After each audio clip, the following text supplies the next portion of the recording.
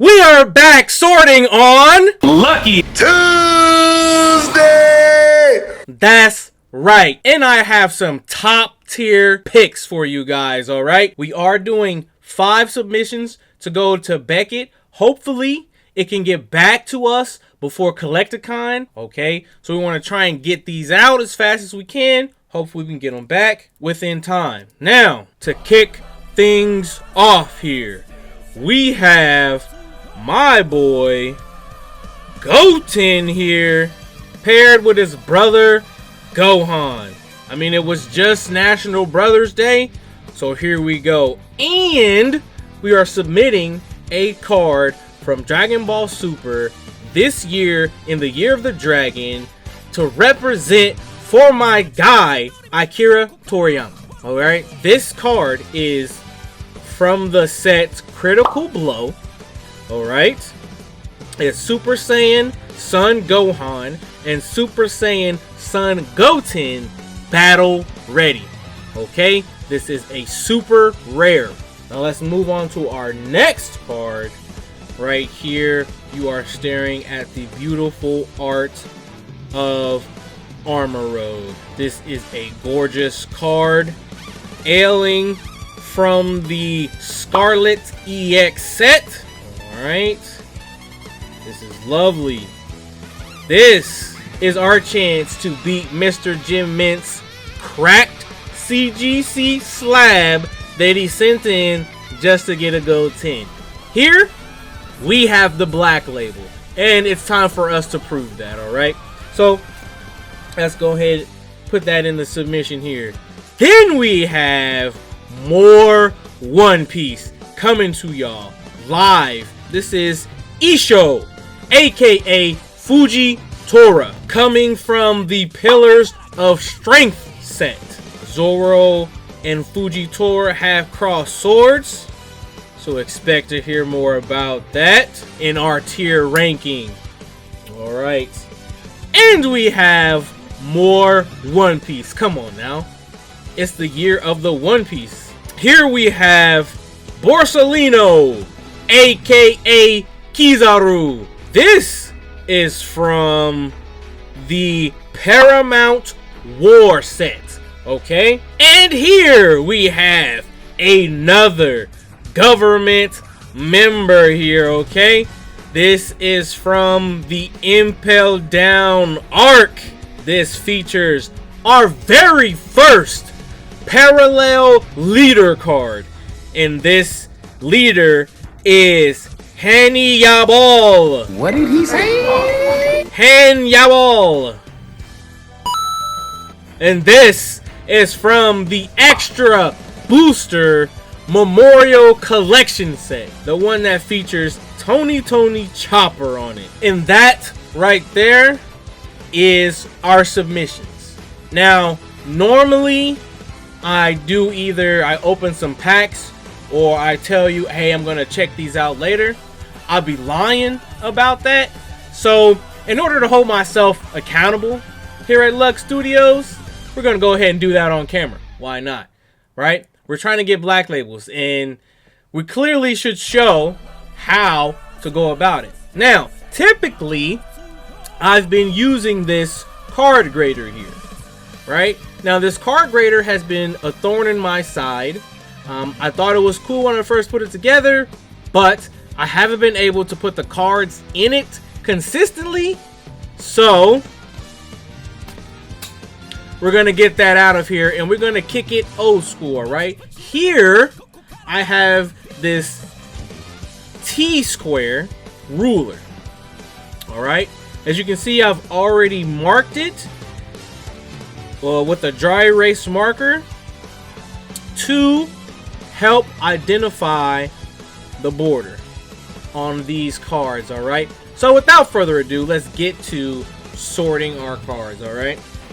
I mean, in all honesty, I've already sorted them, so we're just going to check how to do it. Now, what I've been doing to check these cards is I find a nice little spot on the border, which for this one, it's very difficult. I like to do 2 measurements. I'll do one closer to the bottom and then one closer to the top along the same line, just for balance purposes. But for here, it's this little text box here, I believe. So we just have to go past his hand, and then I'll press this as close as I can. All right, hopefully you all can see that. And it's just about the 1/8 mark there. So then we're gonna move on down here. We have this nice thick black line that we can use. All right, press that down on there. And as you can see, or hopefully you can see, the 1/8 mark is within that black area. And then we'll go here to the top, just to the, I guess that would be to the right of Magellan, but Magellan, I think it's one of those. Just to the right of him. And as you can see, we are pretty well lined up with the 1/8 mark right there. All right, so far pretty consistent. And then we'll slide over here, get in between here, just as another point of reference on the same line. And yes, we are hitting that 1/8 mark, right? And finally over here, as you can see, very, very tough, because there isn't really a line. There is one kind of in here between this trident. I think he's holding a trident there, but I would much rather just go down here, just for, like I said, balance purposes, since we measured over there, measure over here, and 1/8 inch mark. All right, so this has led me to believe that this centering is perfect, as long as everything else gets a 10. And then when we get to the back here, it's just below the 1/8 there, and the next one is just below the 1/8 there. All right, see here, it's, you know, since it's a straight line on the border, I'm going right in the middle, just below the 1/8 inch there. So this has been consistently just below the 1/8 inch, which leads me to believe that this card is very well centered. We're moving on to Kizaru. And it's the same here with Kizaru. It's very hard to see along this border here. We have our little box down here that we can use. Try not to wipe off my dry erase marker. And it looks as though we line up pretty well with the 1/8 mark there. Okay. Now if you want, we can come down here to where you see a little bit of the border with this 4 here.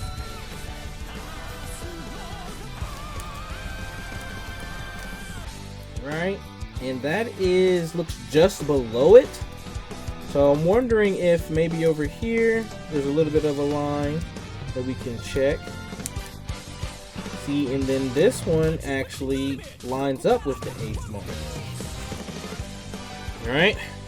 So I'm wondering if this is cut off due to this shimmer from his light beam. So we come up here to the top, and we appear to be lined up with that 1/8 mark again. Move it on over on the same line, and we appear to be lined up with that 1/8 mark again. And come over here, more towards the top, since we used the 4 over there. See if we can do any better, and we are lined up with that 1/8 mark. And then we'll come down here to the bottom, get lined up here, and we are on that 1/8 mark. I do not know if we did the bottom, but let's check the bottom. And we are lined up on that 1/8 mark. All right. And then we'll do the same for the back here. The back is just below the 1/8. Right. We'll go to the side, just below the 8th.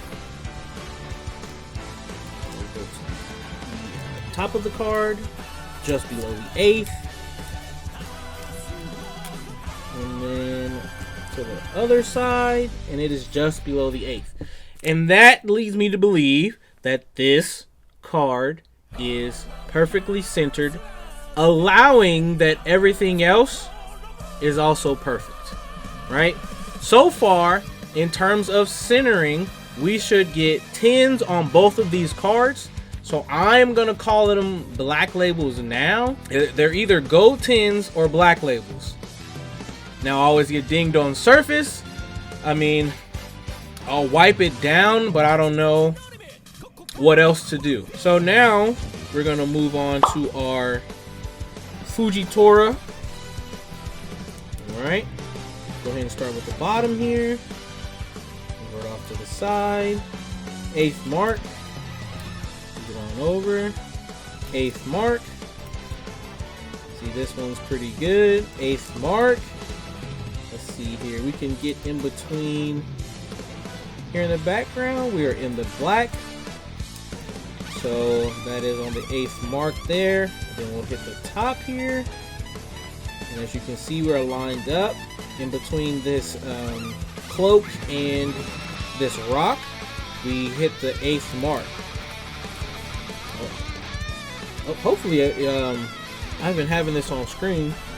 It's kind of tough for me to look and try to show you all. But there we have, right there, next to the numbers, we're on the 8th mark there. And try and get in between his cloak and the attribute symbol here at the top. 8th mark. And we'll come all the way down here to the bottom there. And we'll get our 8th mark. Okay? And that is essentially how we're going to do this. We're going to kick it old school, right? Just below the 8th. And just below the 8th. And just below the 8th. For our last one, just below the 8th. Alright.